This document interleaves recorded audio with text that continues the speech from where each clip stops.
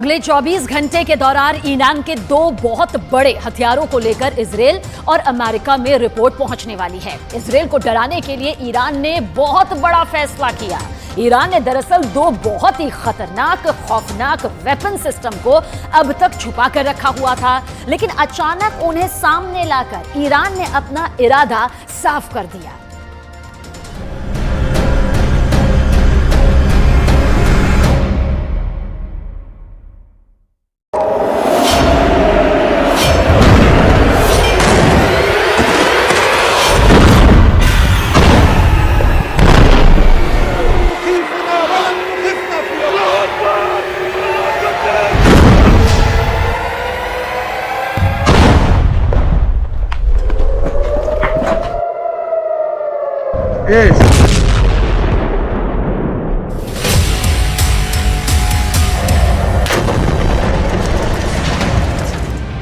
एक तरफ गाजा पर बमबारी हो रही है,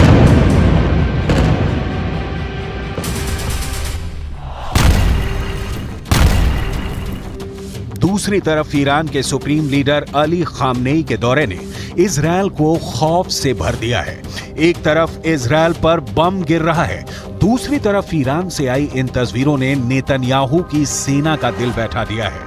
एक तरफ गाजा से उठता धूल और बारूदी धमाके का धुआं है, दूसरी तरफ तेहरान का हाई प्रोफाइल अड्डा है जिस पर इजरायल से लेकर अमेरिका तक सबकी नजरें हैं। इस अड्डे में क्या है, उससे पहले गुस्से से उबलता हुआ पश्चिम एशिया देख लीजिए।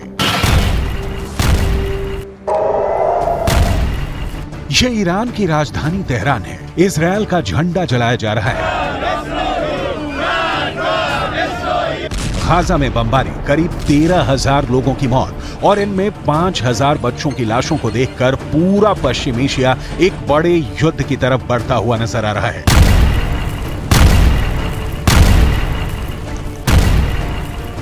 ईरान पर पब्लिक का दबाव बहुत ज्यादा है। तेहरान में रोज प्रदर्शन हो रहे हैं। यही वजह है कि ईरान के सुप्रीम लीडर अली खामनेई को उस अड्डे पर जाना पड़ा जहां ईरान के सबसे खतरनाक हथियार रखे गए हैं।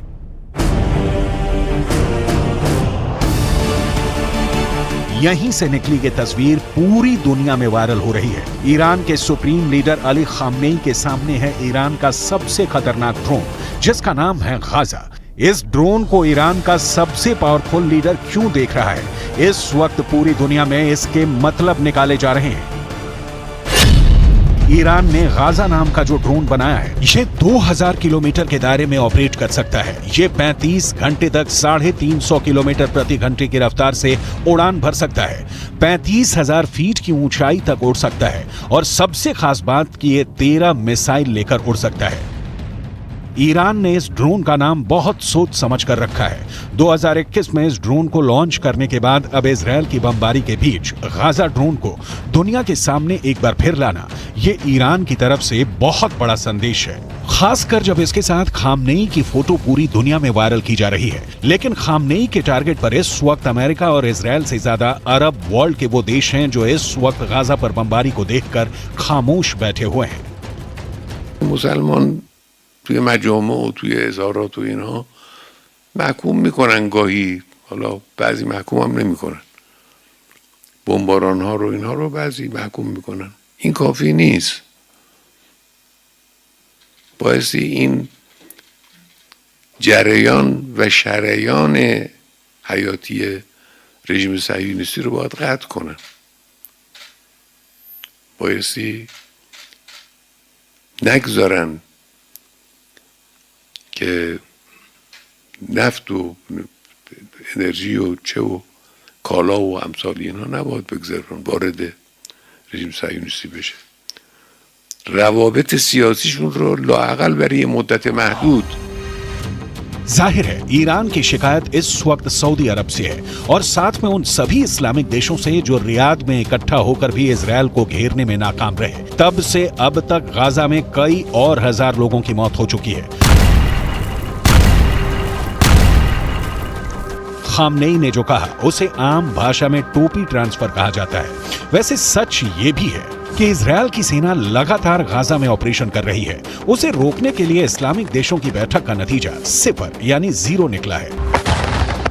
لابد أن ننتقل إلى وقف إطلاق النار فورا، لابد أن تدخل المواد الإغاثية والمساعدات فورا، لابد أن نتجنب مزيد من القتل والإيذاء للمدنيين، ورأينا أعداد مهولة من المدنيين تسقط حتى الآن، وما زالنا أمام تطورات خطيرة وأزمة إنسانية بل كارثة إنسانية خارقة تستوجب تحرك دولي فاعل للتعامل معها इस बीच इजरायल और अमेरिका को बड़ी चुनौती 4H से मिल रही है। ये चारों H इजरायल और अमेरिका के लिए बहुत बड़ा खतरा बन चुके हैं। इन चारों H के बारे में बहुत गौर से समझिएगा, क्योंकि इन चारों H को ईरान का पूरा समर्थन है। H से हमास, H से हिजबुल्लाह यानी लेबनान का मिलिशिया, H से इराक का मिलिशिया हश्द अल शाबी, H से हूथी यानी यमन का विद्रोही गुट। इस वक्त लेबनान और इजरायल के बॉर्डर पर ऐसा युद्ध चल रहा है कि गाजा में हो रहे हमले छोटे लगेंगे। ये इजरायल के कब्जे वाले इलाके में उसकी सेना के अड्डे की हालत है। यहां पर हिजबुल्लाह ने अपनी बुरकान मिसाइल से हमला किया। रिपोर्ट है कि हिजबुल्लाह ने इजरायल के ठिकानों पर 4 बुरकान मिसाइलें दागी और उसके बाद यहां की हालत देखिए।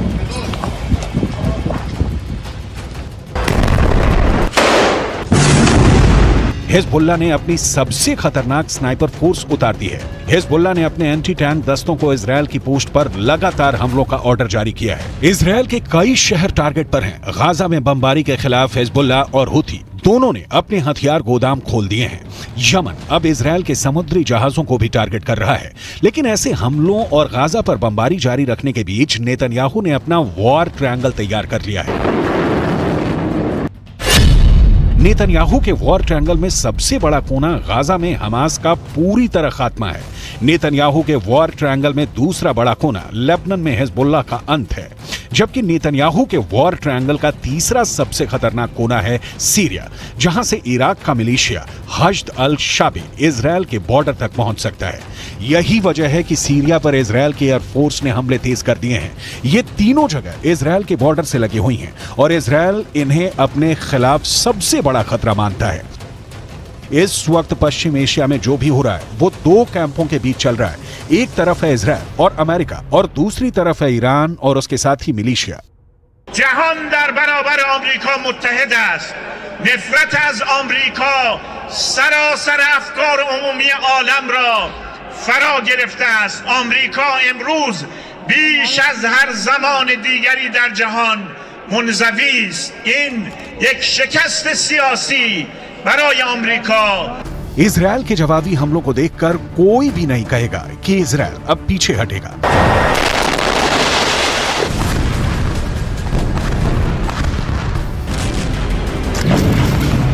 उसके रास्ते में जो आएगा इजरायल अब उसे मिटाना चाहता है, फिर चाहे वो हमास हो, हिजबुल्लाह हो, यमन हो या फिर ईरान। इजरायल का इरादा पक्का है, जो उससे टकराएगा चूर चूर हो जाएगा।